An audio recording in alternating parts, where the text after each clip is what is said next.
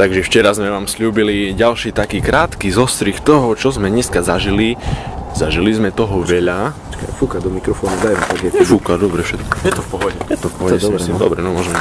Čiže zažili sme toho veľa. Napríklad sme mali prednášku, čo je veľmi teda pre nás novinka. Dali sme si ju ako takí nejakí páni. Porozprávali sme o svojom živote a o tom, ako sme sa narodili v chudobných roľníckych rodinách. Vypracovali sa na ESA a takéto veci. Gusto, máš slovo. Tiež sme mali možnosť mať rozhovor s Vas Montenegrom v ženskej podobe.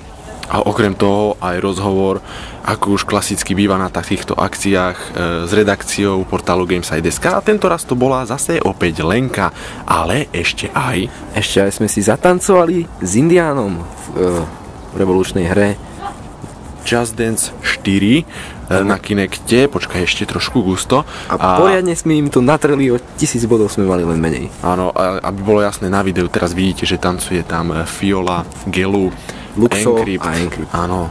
Je to fakt ako o 1000 bodov, len dobre, dávali si to, sú v tom lepší, pozdravujeme ich, ale odkazujeme, že na budúce, čo chceš? Im to natrieme. Netreba nezabudnúť.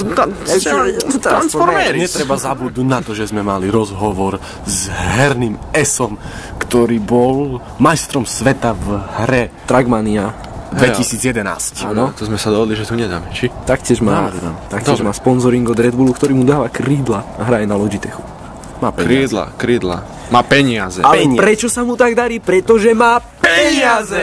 Transformeris. Transformeris, myslím, že Dobre, to stačí. tak Zase dobre. nám tu zima. Tak... Dobre, ideme. Na balkóne sme zase.